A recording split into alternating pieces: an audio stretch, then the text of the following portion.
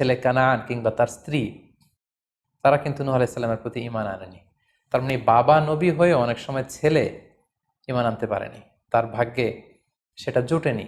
নূহ আলাইহিস সালাম নবী ছিলেন, কিন্তু তার স্ত্রী তার প্রতি ঈমান আনেনি। এজন্য আল্লাহ তাআলা বলছেন, ইন্নাকা লা তাহদি মান আহবাবতা ওয়ালাকিন্নাল্লাহা ইয়াহদি মান ইয়াশা।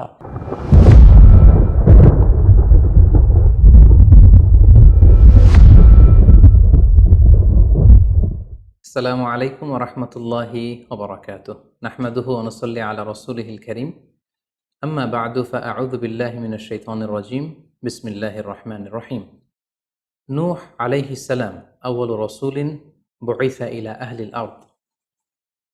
সাইয়েদনা আদম আলাইহিস সালাম এবং ইদ্রিস আলাইহিস সালামের পরে আল্লাহ তাআলা নূহ আলাইহিস সালামকে পৃথিবীর সর্বপ্রথম রাসূল করে এই পৃথিবীতে প্রেরণ করেছেন।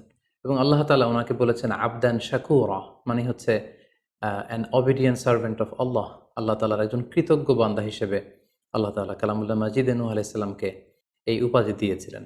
পাশাপাশি তিনি হচ্ছেন উলুল আজমি মিনার রসুল, অর্থাৎ 5 জন নবীকে আল্লাহ তাআলা কুরআনুল কারীমে দৃঢ় প্রত্যয়ী বা দৃঢ়চেতা রাসূল হিসেবে ঘোষণা করেছেন। নূহ আলাইহিস সালাম হচ্ছেন তাদের মধ্য থেকে অন্যতম। সাউদার্ন ইরাকের একটি শহরে, যেটি কুফা শহরের নিকটবর্তী একটি শহর, এমন একটি শহরে আল্লাহ তাআলা নূহ আলাইহিস সালামকে নবী হিসেবে প্রেরণ করেছিলেন। সাইয়েদনা আদম আলাইহিস সালাম থেকে শুরু করে নূহ আলাইহিস সালাম পর্যন্ত টানা 1000 বছর পর্যন্ত পৃথিবীতে শিরকের সূচনা বা উৎপত্তি হয়নি। বেসিকলি নূহ আলাইহিস সালামের জামানাতেই এই পৃথিবীতে সর্বপ্রথম শিরকের সূচনা হয়েছিল। ইবলিস শয়তান সর্বপ্রথম নূহ আলাইহিস সালামের জামানার যে কওমের লোকেরা, তাদের কাছে শিরকের ইন্ট্রোডিউস করেছিল। তাদের সময়ে 5 জন আল্লাহওয়ালা ব্যক্তি ছিল। তাদের ইন্তেকালের পরে শয়তান সেই জনগোষ্ঠীর লোকদের কাছে এসে বলল, তোমরা এই সমস্ত কি ইবাদত করছো? তোমাদের পূর্বপুরুষেরা যেমনভাবে আল্লাহ তাআলার কাছে ইবাদত করে নিজেদেরকে সঁপে দিয়েছিল, তার সামনে তো তোমাদের ইবাদত কিছুই নয়। তোমরা একটা কাজ করো, তোমাদের 5 জন আধ্যাত্মিক পুরুষ বা আল্লাহর প্রিয় বান্দাদের 5টি মূর্তি তৈরি করে তোমরা তোমাদের ইবাদতগাহের পাশে রাখো। ফলে তাদের চেহারা দেখলে তাদের বেশি বেশি ইবাদতের কথা তোমাদের স্মরণ হবে এবং তোমরা আল্লাহ তাআলার ইবাদত করার ব্যাপারে বেশি আগ্রহী হবে। তারা এই শয়তানের মুখরোচক চমৎকার এই কথা শুনে তাদের শ্রেষ্ঠ 5 জন সন্তান বা আল্লাহওয়ালা 5 জন ব্যক্তির 5টি মূর্তি তৈরি করে তাদের ইবাদত গাহের ভেতরে তারা স্থাপন করলো। এবং আসলেই তারা যখন এই 5 জন ব্যক্তিদের মূর্তির দিকে তাকাতো, তাদের আল্লাহ তাআলার ইবাদতের কথা তাদের স্মরণ হতো। ফলে তারা আল্লাহ তাআলার বেশি বেশি ইবাদত করতে লাগলো। এই জেনারেশন এভাবেই বেশি বেশি আল্লাহ তাআলার ইবাদতের মধ্য দিয়ে তারা পার করতে লাগলো। কিন্তু পরবর্তী জেনারেশন যখন আসলো, শয়তান তাদের কাছে এমনভাবে কুমন্ত্রণা বা টেম্পটেশন দিল, ফলে ওই প্রজন্ম তারা আল্লাহ তাআলার এক আল্লাহর ইবাদতকে ভুলে গিয়ে এই 5 জন শ্রেষ্ঠ আল্লাহর ওয়ালির মূর্তির সামনে দাঁড়িয়ে সেখানেই তারা মানত করতে শুরু করলো এবং এক আল্লাহর ইবাদত বাদ দিয়ে সেই মূর্তিগুলোর ইবাদত শুরু করে দিল। এভাবেই সাইয়েদনা নূহ আলাইহিস সালামের জামানাতে সর্বপ্রথম শিরকের সূচনা হয়। পবিত্র কালামুল্লাহ মাজিদে আল্লাহ তাআলা এই ঘটনাটি এভাবে উল্লেখ করেছেন যে নূহ আলাইহিস সালামের জামানায় যারা নেতৃত্ব স্থানীয় ছিল, তারা সাধারণ লোকদেরকে উদ্দেশ্য করে বলতো, ওয়াকালু লা তাযারুন্না আলিহাতাকুম ওয়ালা তাযারুন্না ওয়াদ্দাম ওয়ালা সুওয়াআ ওয়ালা ইয়াগুসা ওয়া ইয়াউকা ওয়া নাসরা। অর্থাৎ আমাদের যে 5 জন বিখ্যাত ব্যক্তি, তাদের নাম ছিল ওয়াদ্দান, সুওয়াআন, ইয়াগুস, ইয়াউক এবং নাসর।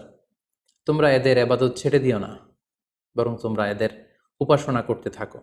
ফলে এই আয়াত প্রমাণ করে যে নূহ আলাইহিস সালামের জামানাতে সর্বপ্রথম শিরকের উৎপত্তি হয়েছিল।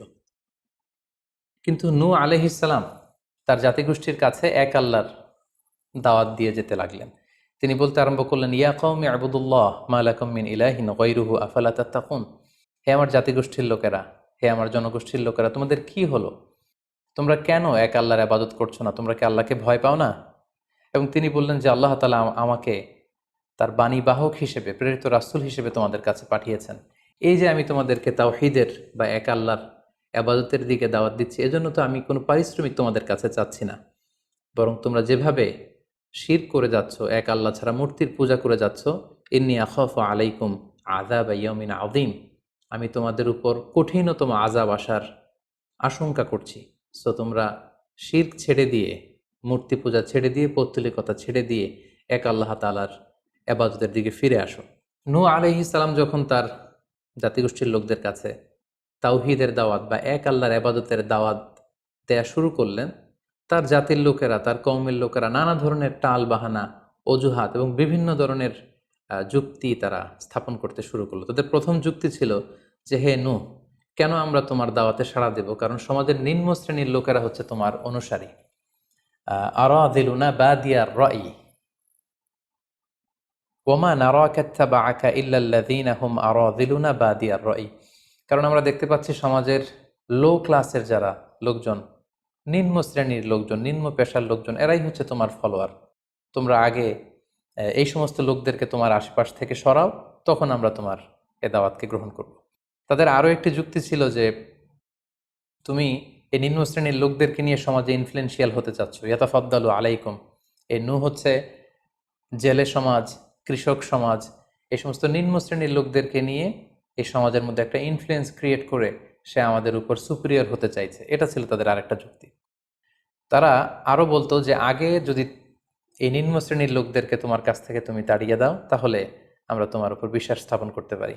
নূহ আলাইহিস সালামের এই কথার জবাবে তিনি বলেছিলেন, ওমা আনা বিতারিদিল্লাযীনা আমানু, অর্থাৎ যারা আল্লাহ তাআলার উপর বিশ্বাস স্থাপন করেছে, যদিও তারা নিম্ন শ্রেণীর হয়ে থাকে, কি করে আমি তাদেরকে তাড়িয়ে দিতে পারি? তাদের আরও একটি যুক্তি ছিল যে, তুমি আমাদের মতো মানুষ, দেখতে তো তুমি আমাদের মতো মানুষ, তুমি খাচ্ছ, যাচ্ছ, ঘুমাচ্ছ, ঘুরে বেড়াচ্ছ, বাজারে যাচ্ছ, ক্রয় বিক্রয় করছো, আমাদের মতো মানুষ হয়ে তুমি কেমন করে রাসূল হতে পারো? তুমি যে রাসূল, কি করে আমরা বিশ্বাস করব? কেন আকাশ থেকে ফেরেশতারা এসে বলে দিয়ে যায় না যে তুমি রাসূল? তাহলে তো আমরা ফেরেশতাদেরকে দেখলে আমরা আস্থা পেতে পারি এবং নিশ্চিত হতে পারি যে আসলেই তুমি আল্লাহর পাঠানো রাসূল। এবং তারা পাশাপাশি আরও বলতো যে, আমাদের পূর্বপুরুষরা তো এই সমস্ত মূর্তিরই পূজা করেছে, তাহলে কি তুমি বলতে চাইছো এরা ভ্রান্ত ছিল? সর্বশেষে তারা বলতে আরম্ভ করলো যে, নূহ, তুমি হচ্ছ মিথ্যাবাদী, পাগল এবং ভ্রান্ত, আমরা আমাদের অবস্থানে অটল থাকব। এভাবে সাইয়েদনা নূহ আলাইহিস সালামের তাওহীদের যে দাওয়াত তিনি তার সমাজে ছড়িয়ে দিচ্ছিলেন, তারা ডিরেক্টলি এই একত্ববাদের দাওয়াতকে তারা প্রত্যাখ্যান করলো, রিজেক্ট করলো। কিন্তু নূহ আলাইহিস সালাম তিনি হাল ছাড়েননি। তিনি টানা ৯৫০ বছর তার জাতিগোষ্ঠীর লোকদের কাছে তিনি এক আল্লাহর দাওয়াত দিয়ে যেতে লাগলেন। কালামুল্লাহ মাজিদ আমাদেরকে জানাচ্ছে, ওয়ালাকাদ আরসালনা নূহান ইলা কওমিহি ফালাবিসা ফীহিম আলফা সানাতিন ইল্লা ৫০ আমা। তিনি ১ বছর, ২ বছর, ১০ বছর, ২০ বছর নয়, টানা ৯৫০ বছর তিনি লাগাতার কন্টিনিউয়াসলি তার কওমের লোকদের কাছে তিনি এই তাওহীদের দাওয়াত দিয়ে যেতে লাগলেন। এবং তিনি দিন রাতকে এক করে টায়ারলেসলি, রেস্টলেসলি তিনি তার জাতিগোষ্ঠীর কাছে এই একই দাওয়াত দিতে লাগলেন। তিনি বলছেন যে, রব্বি ইন্নী দাআউতু কওমি লাইলা ওয়া নাহারা, হে আল্লাহ, দিন রাত তো আমি চেষ্টা করে গেলাম, তাদেরকে তাওহীদের দাওয়াত দিলাম, কিন্তু তারা আমার কথা শুনছে না। ওয়া ইন্নী কুল্লামা দাআউতুহুম লিতাগফিরা লাহুম জাআলু আসাবিআহুম ফি আযানিহিম। এর মানে হচ্ছে, আল্লাহ, আমি যখনই তাদেরকে দাওয়াত দিতাম, তারা তাদের আঙ্গুলগুলো তাদের কানের ভেতরে ঢুকিয়ে রাখতো, যাতে করে আমার তাওহীদের কথা তাদের শুনতে না হয়। এবং ওয়াস্তাগশাউ সিয়াবাহুম ওয়া আসররু ওয়াস্তাকবারু ইস্তিকবারা, তারা আমাকে দেখলেই চাদর দিয়ে তাদের মুখ পেঁচিয়ে রাখতো, যাতে করে আমার কথাগুলো তারা শুনতে না পায়। সুম্মা ইন্নী দাআউতুহুম জিহারা। আমি, নূহ আলাইহিস সালাম বললেন, আল্লাহ, আমি দাওয়াতি কাজ করার কোনো মাধ্যমই তো বাকি রাখিনি। আমি প্রথমে পার্সন টু পার্সন আমি প্রাইভেটলি দাওয়াত দিতাম। এটা যখন তারা অস্বীকার করলো, আমি তখন পাবলিক দাওয়াত দেওয়া শুরু করলাম। আমি তাদের বড় গ্যাদারিংসে, বিভিন্ন ফেস্টিভ্যালে যে তাদেরকে এই দাওয়াতের কথা শোনালাম, কিন্তু তারা প্রত্যাখ্যান করেছে। সুম্মা ইন্নী আ'লানতু লাহুম ওয়া আসরারতু লাহুম ইসরারা। অর্থাৎ এই আয়াত থেকে বোঝা যাচ্ছে যে, নূহ আলাইহিস সালাম দাওয়াত দেয়ার বা বাণী বাহকের যে কাজ, এই গুরুদায়িত্ব পালনে কোনো ধরনের প্রক্রিয়া তিনি বাদ রাখেননি। তিনি দিনে রাতে, তিনি প্রাইভেটলি, তিনি পাবলিকলি, তিনি উৎসাহ প্রদানের মাধ্যমে, জান্নাতের সুসংবাদ দেওয়ার মাধ্যমে, কিংবা জাহান্নামের ভয় দেখানোর মাধ্যমে নানাভাবে তার জাতিগোষ্ঠীর কাছে আখেরাতের কথা, আখেরাতে আল্লাহ তাআলার সুপ্রিম কোর্টের কাঠগড়ায় দাঁড়িয়ে জবাবদিহিতার কথা, এক আল্লাহর একত্ববাদের কথা এই দাওয়াতগুলো তিনি দিয়ে গিয়েছেন। কিন্তু অধিকাংশ ক্ষেত্রেই এবং অধিকাংশ লোকগুলোই নূহ আলাইহিস সালামের এই তাওহীদের দাওয়াতকে প্রত্যাখ্যান করেছিল এবং রিজেক্ট করেছিল। এভাবে নূহ আলাইহিস সালাম যখন দাওয়াত দিয়ে যেতে লাগলেন, তার কওমের লোকদের মধ্য থেকে ফাইনাল যে রেসপন্সটি এসেছিল সেটি হচ্ছে, ক্বালু লাইন লাম তানতাহি ইয়া নূহ লা তাকুনান্না মিনাল মারজুমিন। হে নূহ, অনেক হয়েছে, এবার তুমি থামো। তুমি যদি এই দাওয়াত দেয়া বন্ধ না করো তাহলে আমরা তোমাকে স্টোনিং করে, পাথর মেরে, প্রস্তর নিক্ষেপ করে দুনিয়া থেকে বিদায় করে দিব। এবং তারা এও বলল যে, ক্বালু ইয়া নূহ ক্বাদ জাদালতানা ফাআকসারতা জিদালানা। অনেক হয়েছে, তুমি অনেক আর্গুমেন্ট আমাদের সাথে দিয়েছ, অনেক তর্ক বিতর্ক তোমার সাথে হয়েছে, এবার থামো। ফাআতিনা বিমা তাইদুনা ইন কুনতা মিনাস সাদিকিন। তুমি যে আযাবের ভয় দেখাচ্ছ পারলে সেটা দেখাও। তুমি আমাদেরকে বলছো যে আমরা যদি এক আল্লাহর ইবাদত না করি, আমরা যদি পৌত্তলিকতা না ছাড়ি, তাহলে আল্লাহ তাআলা আযাব দিয়ে আমাদেরকে ধ্বংস করে দিবে। পারলে সেই ধ্বংসলীলা তুমি আমাদের সামনে নিয়ে আসো, পারলে সেই শাস্তি দেখাও, তুমি যদি সত্যবাদী হয়ে থাকো। এবার নূহ আলাইহিস সালাম তাদের এ ধরনের অ্যাটিটিউড দেখে অনেকটা হতাশ হলেন। তিনি তাদের কাছে কোনো প্রতিদান চাইছেন না, তাদের কল্যাণের জন্যই, তাদেরকে জাহান্নামের আগুন থেকে বাঁচার জন্যই তিনি 950 বছর ডেডিকেট করে দিলেন তাদের দাওয়াতি কাজে। কিন্তু তারা যখন এই দাওয়াতি কাজে সাড়া দিচ্ছে না, অবশেষে হতাশ হয়ে নূহ আলাইহিস সালাম আল্লাহকে দোয়া করলেন, আল্লাহ ফাফতাহ বাইনি ওয়া বাইনাহুম ফাতহান। আমি আর পারছি না, আপনি এবার এসপার ওসপার করে দিন, আপনি একটা ফায়সালা করে দিন। অবশেষে তিনি বদদোয়া করে বসলেন, তাদের উপর অভিশাপ দিয়ে ফেললেন, কার্ডস করে বসলেন। তিনি বললেন, রাব্বি লা তাযার আলাল আরদি মিনাল কাফিরিনা দাইয়ারা। হে আল্লাহ, আপনি এমন আযাব পাঠান, আযাব দিয়ে আপনি কাফিরদের আন্ডা বাচ্চা কাউকে আপনি অবশিষ্ট রাখবেন না। পুরো কাফির সমাজ, মুশরিক সমাজকে আপনি আযাব দিয়ে ধ্বংস করে দেন। যদি আপনি তাদেরকে বাঁচিয়ে রাখেন তাহলে তারা বিশ্বাসীদেরকেও সংক্রামিত করবে এবং তাদের অনাগত প্রজন্ম তারা পাপাচারী হয়ে এই পৃথিবীতে তারা ফাসাদ সৃষ্টি করবে। নূহ আলাইহিস সালাম যখন এরকম বদদোয়া করলেন, আল্লাহ তাআলা নূহ আলাইহিস সালামের এই অভিশাপ বা বদদোয়াকে কবুল করলেন এবং তিনি নূহ আলাইহিস সালামকে জানিয়ে দিলেন, নূহ, তোমার কথা মতো আমি এবার এটার একটা শেষ দেখে ছাড়বো এবং আমি পৃথিবীতে আযাব পাঠাবো।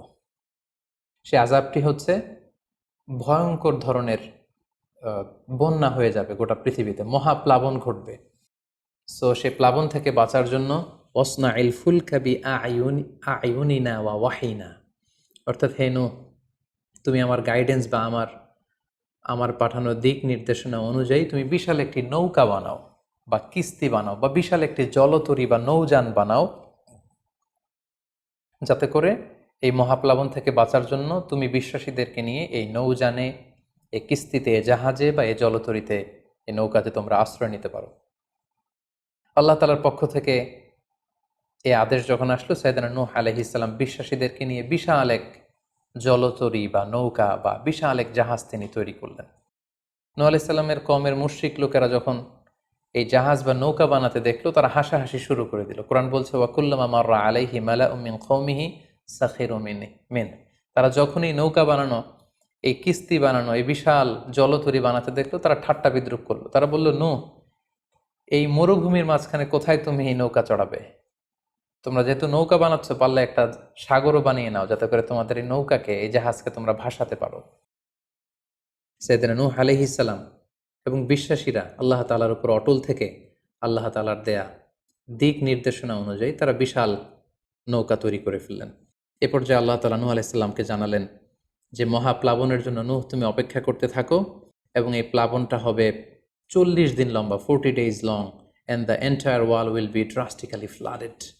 গোটা বিশ্বের এমন কোনো জায়গা থাকবে না, আনাচে কানাচে গোটা বিশ্বটা এই মহাপ্লাবনের আওতায় এসে পৃথিবীর সব প্রাণীগুলো মারা যাবে। সো তুমি কি করে বুঝবে যে আমি কখন এই মহাপ্লাবন পৃথিবীতে দিচ্ছি? সেটার একটা সাইন হচ্ছে, তুমি যখন চুলার ভেতর থেকে ফুরফুর করে কলকল করে পানি বেরোতে দেখবে, তখনই বুঝবে যে সে টাইমটা চলে এসেছে। তখন তুমি হাত্তা ইদা জা আমরুনা বা ফারাত্তান নূর, চুলার ভেতর থেকে আগুনের পরবর্তীতে, আগুনের বিপরীতে পানি ছুটতে আরম্ভ করবে, তখনই বুঝবে যে সে সময়টা চলে এসেছে, মহাপ্লাবনের সময়টা একেবারে ঘনিয়ে এসেছে। কুল নাহমিল ফিহা মিন কুল্লি যাওজাইনি ইসনাইন, তখন তুমি সমস্ত বিশ্বাসী বান্দাবান্দীদেরকে, যারা তোমার ফলোয়ার, যারা একত্ববাদী বিশ্বাসী তাদেরকে নিয়ে সেই নৌকায় তুমি আরোহণ করবে এবং প্রতিটি প্রাণী থেকে জোড়ায় জোড়ায়, অর্থাৎ ম্যাসকুলিন অ্যান্ড ফ্যামিনিন, নারী পুরুষ জোড়ায় জোড়ায় তুমি নিয়ে সেই নৌকাতে আরোহণ করবে। কারণ এই মহাপ্লাবনটা এত ভয়ঙ্কর মহাপ্লাবন হবে, ফলে পৃথিবীতে কেউ বেঁচে থাকবে না এবং তোমরাই হবে নেক্সট জেনারেশন, এবং তোমাদের থেকেই পৃথিবী আবার নতুন করে সভ্যতা বিনির্মিত হবে এবং তোমাদের থেকে নতুন করে পৃথিবীর সব প্রাণীকুল আবার নতুন করে বংশবিস্তার শুরু হবে। আল্লাহ তাআলার এই গাইডেন্স অনুযায়ী নূহ আলাইহিস সালাম অপেক্ষা করতে লাগলেন যে কখন চুলার ভেতর থেকে কলকল করে পানি বেরোয়। হঠাৎ করে তিনি একদিন দেখতে পেলেন যে চুলার ভেতর থেকে পানি বেরোচ্ছে। তিনি সমস্ত বিশ্বাসীদেরকে নিয়ে এবং বিভিন্ন প্রাণীকুল থেকে জোড়ায় জোড়ায় নারী পুরুষ দুই ধরনের জেন্ডারকে একত্রিত করে নিয়ে তিনি আল্লাহ তাআলার নামে সেই নৌকার মধ্যে আরোহণ করলেন এবং আল্লাহ বললেন, ওয়াকাল আরকাবু ফিহা বিসমিল্লাহি মাজরেহা ওয়া মুরসাহা ইন্না রাব্বি লাগফুরুর রাহিম। আল্লাহ বললেন, তোমরা যখন আরোহণ করবে তোমরা আল্লাহর নামে আরোহণ করবে, অর্থাৎ বিসমিল্লাহ বলে আরোহণ করবে, কারণ তোমাদের এই নৌকার এই জাহাজের গতি এবং স্থিতি এটা হবে আল্লাহর নামে। এটার সেইলিং বা অ্যাঙ্করিং, এটার পানির উপরে ভেসে চলা এবং এটার নোঙর ভিড়ানো সবটাই হবে আল্লাহ তাআলার নামে। এবং আল্লাহ তাআলার আদেশ অনুযায়ী নূহ আলাইহিস সালাম সবাইকে নিয়ে সেই নৌকায় আশ্রয় নিলেন।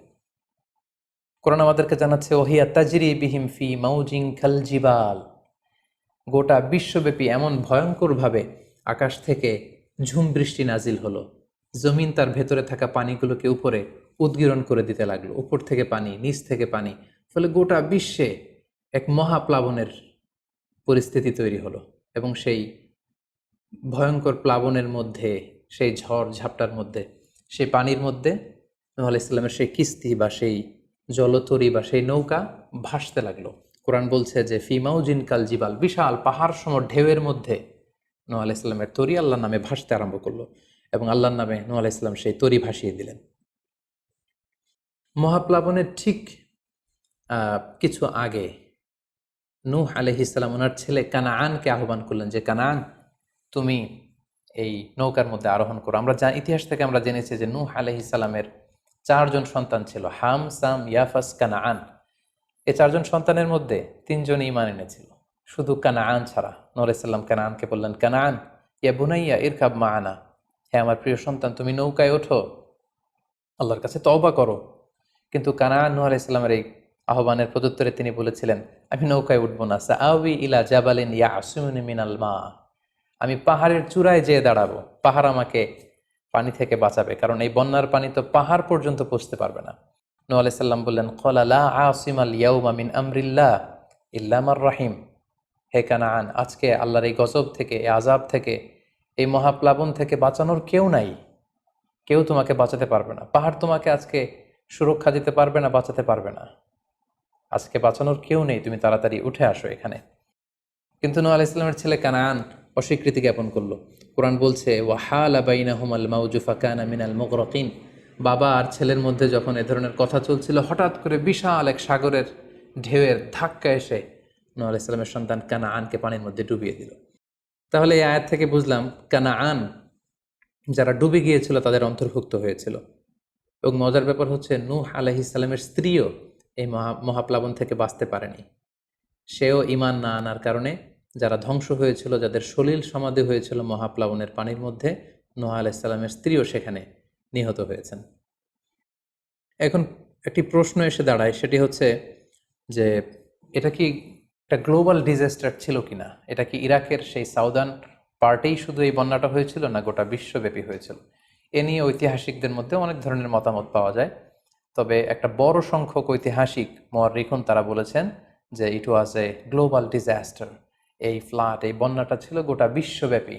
কারণ আল্লাহ তাআলা কোরআনে বলেছেন, নূহ আলাইহিস সালামের বদদুয়ার কথা বলেছেন। নূহ আলাইহিস সালাম বলেছেন যে, রব্বি লা তাযার আলাল আরদি মিনাল কাফিরিনা দাইয়ারা, হে আল্লাহ, এই জমিনে একজন কাফিরকেও আপনি বাঁচিয়ে রাখবেন না। সো এই আর্থ শব্দটা প্রমাণ করে তিনি গোটা বিশ্বের দিকে ইঙ্গিত করেছেন। এবং আল্লাহ যখন জমিনকে ইঙ্গিত করেছেন, ইয়া আরদুবলাই, হে পানি তুমি নিচের দিকে চলে যাও, ফলে এই আর্থ দ্বারা বোঝা যাচ্ছে যে শুধু ইরাকের সেই সাউদার্ন ইরাকের কুফা শহরের পাশেই এই বন্যাটা লিমিটেড বা সীমিত ছিল না, বরং এই ডিজাস্টারটা ছিল একটা গ্লোবাল ডিজাস্টার। গোটা বিশ্বব্যাপী মহাপ্লাবনের পানিতে গোটা বিশ্বের সব সয়লাভ হয়ে গিয়েছিল। 40 দিন এই বন্যাটা কন্টিনিউ করেছে এবং 40 দিনের এই সময়ে মহাপ্লাবনে যত কাফির মুশরিক এবং নূহ আলাইহিস সালামের সময়কালের যত মুশরিক এবং অবাধ্য লোকেরা ছিল সবাইকে আল্লাহ তাআলা এই বন্যার মাধ্যমে ধ্বংস করেছেন। 40 দিন পর আল্লাহ তাআলা আদেশ করলেন, ইয়া আরদু বুলাঈ মাআকি ওয়া ইয়া সামাউ আকলিঈ, অর্থাৎ হে আকাশ তুমি বৃষ্টি বর্ষণ করা এবার স্টপ করো, এবার বন্ধ করো। এবং জমিনকে বললেন, জমিন তুমি যে মাটির ভেতর থেকে পানি বের করছিলে, এই পানি বের করা বন্ধ করে তুমি ভূপৃষ্ঠের উপরে থাকা পানিগুলোকে গিলে ফেলো। ওয়াগীদাল মা, ফলে আল্লাহ তাআলার আদেশের সাথে সাথে পানি বর্ষণ এবং পানি জমিনের ভেতর থেকে বের হয় এটা বন্ধ হলো।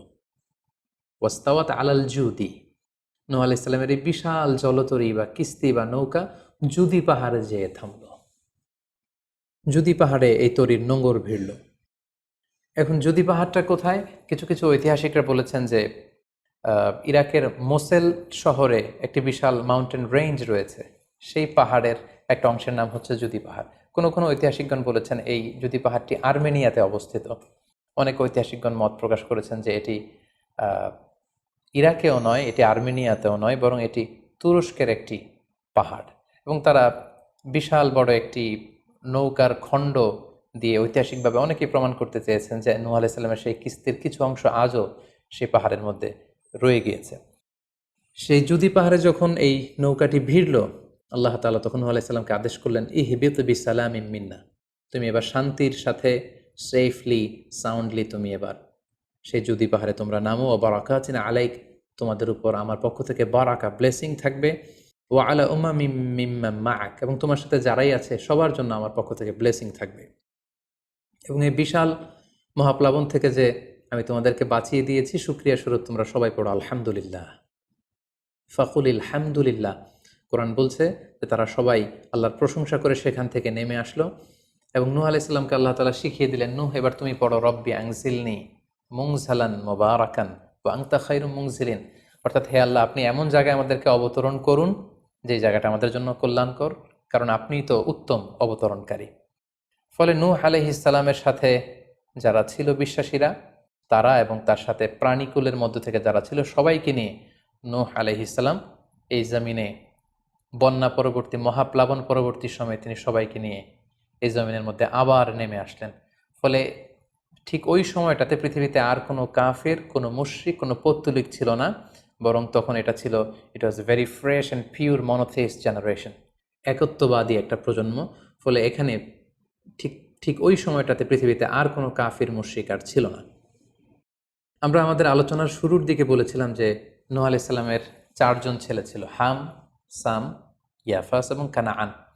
এবং ঐতিহাসিকভাবে এটা ঐতিহাসিক বিভিন্ন ধর্মগ্রন্থ থেকেও এটা প্রমাণিত যে এই 4 ছেলের মধ্য থেকে একজন ছেলে ছিল কানাআন, যে মহাপ্লাবনে মৃত্যুবরণ করেছে, এবং হাম, সাম এবং ইয়াফেস, তাদের মধ্য থেকেই মূলত গোটা বিশ্বে নতুন করে মানব সভ্যতার আবার সূচনা হয়েছে। নূহ আলাইহিস সালামের ছেলে হাম, তিনি আফ্রিকাতে তার পরিবার নিয়ে বসবাস শুরু করেন, এবং ওনার ছেলে সাম, যেখান থেকে সেমাইটিক শব্দটি আমরা বলে থাকি, ওনার ছেলে সাম তার আত্মীয় স্বজন এবং তার বংশধরদেরকে নিয়ে ধীরে ধীরে মধ্যপ্রাচ্য বা দূরপ্রাচ্যের এই এরিয়াতে পরবর্তীতে তারা বসবাস শুরু করেন। এবং ওনার ছেলে ইয়াফেস বর্তমান যে চীন বা তার আশেপাশের যে এরিয়াগুলো আছে সেখানে বসবাস শুরু করেন, এবং সেখান থেকেই মানব ইতিহাস আবার নতুন করে তার পথ চলা শুরু করলো, এবং গোটা বিশ্বে বাচ্চা রিজালান কাসীরা ওয়া নিসা, অনেক নারী পুরুষ গোটা বিশ্বে সেখান থেকে আবার ছড়িয়ে পড়তে আরম্ভ করলো। এভাবেই নূহ আলাইহিস সালাম একাত্মবাদের দাওয়াত দিয়ে নিরলস প্রচেষ্টা করে ওনার জীবনকে তিনি অতিবাহিত করেছেন। সাইয়েদনা নূহ আলাইহিস সালাম ওনার ইন্তেকালের পরে ওনাকে কোথায় কবর দেওয়া হয়েছে এ নিয়ে 2টি মত পাওয়া যায়। প্রথম মত অনুযায়ী ওনাকে মক্কাতে কবরস্থ করা হয়েছে, আরেকটি মত অনুযায়ী লেবাননের কার্ক নামে একটি এরিয়াতে জাবালে দীর, সেই দীর মাউন্টেনের পাশে সাইয়েদনা নূহ আলাইহিস সালামকে কবরস্থ করা হয়েছে। সম্মানিত সুধী, এই ছিল নূহ আলাইহিস সালামের সংক্ষিপ্ত, বর্ণাঢ্য এবং সংগ্রামী জীবন কাহিনী। এ পর্যায়ে আমরা নূহ আলাইহিস সালামের এই স্টোরি থেকে, এই জীবনী থেকে কি ধরনের লেসন, লাইফ লেসন বা শিক্ষা আমরা পেতে পারি, যেটা আমরা আমাদের সমাজের সাথে রিলেভেন্ট করতে পারি, আমরা সে বিষয়ে সামান্য কিছু আলোচনা করব। আমরা যারা দাওয়া কাজের সাথে ইনভলভড, তাদের জন্য নূহ আলাইহিস সালামের জীবনীতে আসলে নূহ আলাইহিস সালামের দাওয়া ক্যারিয়ার থেকে নেবার মতো, শেখার মতো অনেক কিছু রয়েছে। তোর মধ্যে থেকে অন্যতম হচ্ছে যে ডাইভার্সিটি অফ দাওয়া অ্যাপ্রোচ। আমরা জানি যে আমরা যারা আল্লাহ তাআলার এই কথাগুলো, কোরআন সুন্নাহর এই মেসেজগুলো পৌঁছে দিচ্ছি, আমরাও কাইন্ডা বাণীবাহকের কাজ কিন্তু আমরা করছি। যেহেতু নবীরা নেই, তাদের অনুসৃত পথকে আমরা ধারণ করে তাদের কথাগুলো আমরা পৌঁছে দিচ্ছি। সো আমাদের এই দাওয়া অ্যাপ্রোচের মধ্যে ডাইভার্সিটি থাকতে হবে। আমরা যেমনি ওরালি দাওয়া কাজ করি, নবীরা ওরালি দাওয়া কাজ করতেন, মৌখিকভাবে মানুষকে দাওয়া দিতেন। এই ওরালি দাওয়ার পাশাপাশি আমরা রিটেন দাওয়ার কাজ করতে পারি, আমরা প্র্যাকটিক্যাল দাওয়া কাজ করতে পারি। অর্থাৎ প্র্যাকটিক্যাল দাওয়াটা হচ্ছে লাইভ দাওয়া। আমার কথা দেখে, আমার আচরণ দেখে, আমার ডিলিংস দেখে মানুষ ইসলামের সৌন্দর্যের প্রতি আকৃষ্ট হবে, এবং এটা খুবই ফলপ্রসূ একটা দাওয়া সিস্টেম। সো আমরা যদি নূহ আলাইহিস সালামের জীবনের দিকে তাকাই, তাহলে দেখব উনি অনেকভাবে এই দাওয়া কাজ করেছেন। উনি প্রথম পার্সন টু পার্সন টার্গেট করে তাকে একা একা বোঝাতেন। এটা যখন কাজ না করতো, প্রাইভেট দাওয়া থেকে উনি পরে সুইচ করলেন পাবলিক দাওয়াতে। কোরআন আমাদেরকে জানিয়েছে যে তার কওমের বিভিন্ন ফেস্টিভ্যালগুলোতে, সেখানকার বিভিন্ন পাবলিক গ্যাদারিংসগুলোতে, সেখানকার বিভিন্ন ক্লাবগুলোতে তিনি যে এক আল্লাহর দাওয়া তিনি সেখানে পেশ করেছেন। পাশাপাশি নূহ আলাইহিস সালাম তার সময়ের সম্ভ্রান্ত ব্যক্তিবর্গ যারা, তাদেরকে স্পেশালি তিনি দাওয়া কাজের আওতায় নিয়ে এসেছেন। এলিট সোসাইটি যারা, আমরা যদি আল্লাহ রাসূল সাল্লাল্লাহু আলাইহি ওয়াসাল্লামের দাওয়া অ্যাক্টিভিটির দিকে তাকাই, তাহলে দেখব যে উনিও কিন্তু সানাদিদে কোরাইশের যারা লিডার শ্রেণী ছিল, গণ্যমান্য ব্যক্তিবর্গ ছিল, তাদেরকে তিনি স্পেশালি দাওয়া কাজ করতেন তাদের সাথে। কারণ আমরা জানি যে একটা সমাজের লিডার যদি ইসলামের পথে আসে, ফলে তার যে লক্ষ লক্ষ ফলোয়ার থাকবে, তারাও তার দ্বারা ইনফ্লুয়েন্স হয়ে তারাও ইসলামের পথে চলে আসবে। এবং আল্লাহ রাসূল সাল্লাল্লাহু আলাইহি ওয়াসাল্লামের জীবনীতে আমরা দেখেছি যে কোনো গোষ্ঠীর বা কোনো কওমের বা কোনো ট্রাইবের গোত্র প্রধান যখন কালিমা পড়ে মুসলমান হয়েছে, তার দেখা দেখি গোত্রের সকল নারী পুরুষ তারাও মুসলমান হয়ে গেছে।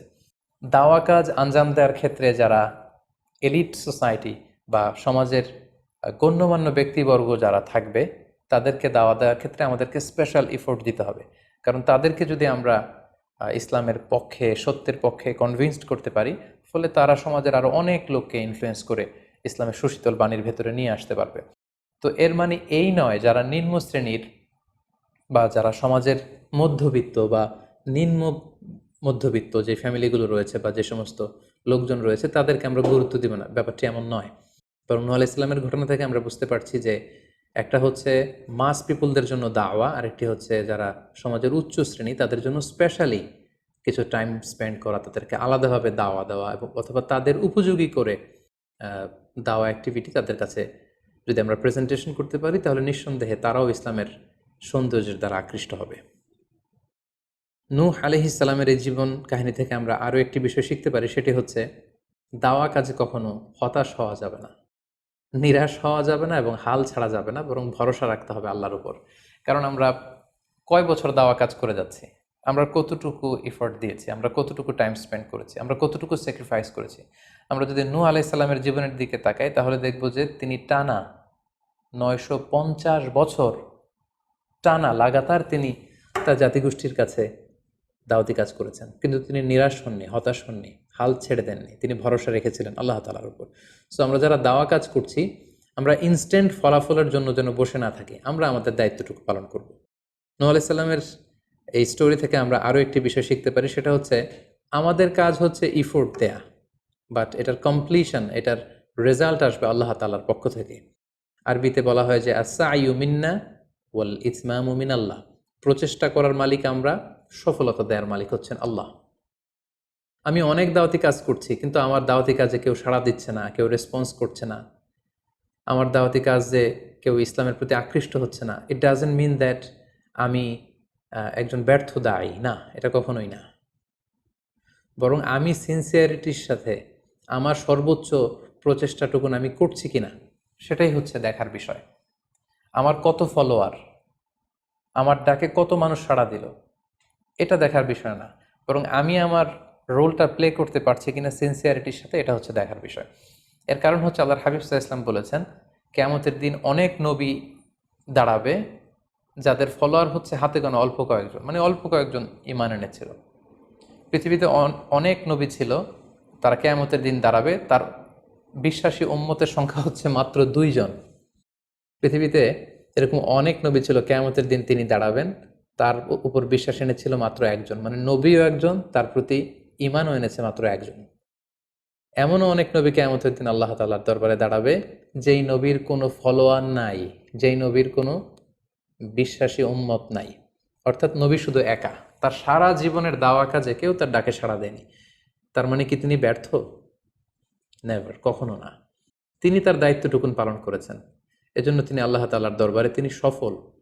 সো কে আপনার ডাকে সাড়া দিবে, কে ইসলামের পথে আসবে, এটা আমাদের দেখার বিষয় না। আমাদের দেখার বিষয় হচ্ছে আমরা আমাদের দায়িত্বটুকুন পালন করেছি কিনা, আমরা কোরআনের, ইসলামের সুন্দর বিউটিফুল মেসেজগুলো আমরা পৌঁছে দিতে পেরেছি কিনা।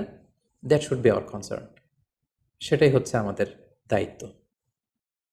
সূরা হুদে নূহ আলাইহিস সালামের ফলোয়ার কত ছিল এ ব্যাপারে আমরা জানতে পারি। আল্লাহ তাআলা বলছেন, ওয়ামা আহমানা মাআহু ইল্লা কালিল, মানে নূহ আলাইহিস সালামের জাতিগোষ্ঠীর হাতে গোনা অল্প কিছু লোক ছাড়া তার প্রতি অন্যান্যরা ঈমান আনেনি। এই অল্প কিছু লোক, তাদের সংখ্যা কত? তাফসীর ইবনে কাসীরে এসেছে, সাইয়েদনা ইবনে আব্বাস বলেন যে কানু সামানিনা নাফসান মিনহুম নিসাউহুম, নারী পুরুষ মিলিয়ে 80 জন। Could you imagine that? 950 বছরের দাওয়াতি ক্যারিয়ারে ওনার উপর ঈমান এনেছে মাত্র 80 জন। তার মানে প্রতি 100 বছরে অন অ্যান অ্যাভারেজ 10 জন ওনার উপর ঈমান আনেনি। কিন্তু উনি হচ্ছেন উলুল আজমি মিনার রুসুল, এই মহাবিশ্বের 5 জন শ্রেষ্ঠতম নবীদের মধ্য থেকে তিনি হচ্ছেন অন্যতম। সো আমাদেরকে দেখতে হবে আমরা আমাদের দায়িত্বটুকুন পালন করছি কিনা, কতজন আমাদের ডাকে সাড়া দিল, কতজন আমাদের ফলোয়ার হলো, কতজন ইসলামের পথে আসলো কে আসলো না, সেটা আল্লাহ তাআলা নির্ধারণ করবেন। নূহ আলাইহিস সালামের জীবনী থেকে আমরা আরও যে শিক্ষাটি পাই, এবং এটি খুবই গুরুত্বপূর্ণ একটি লেসন, সেটা হচ্ছে হিদায়া অনলি বিলংস টু আল্লাহ। হেদায়েত দেওয়ার মালিক হচ্ছেন Allah. Canaan and the wife of Nuh for example, যেমন নূহ আলাইহিস সালামের ছেলে কানাআন কিংবা তার স্ত্রী, তারা কিন্তু নূহ আলাইহিস সালামের প্রতি ঈমান আনেনি। তার মানে বাবা নবী হয়ে অনেক সময় ছেলে ঈমান আনতে পারেনি, তার ভাগ্যে সেটা জোটেনি। নূহ আলাইহিস সালাম নবী ছিলেন, কিন্তু তার স্ত্রী তার প্রতি ঈমান আনেনি।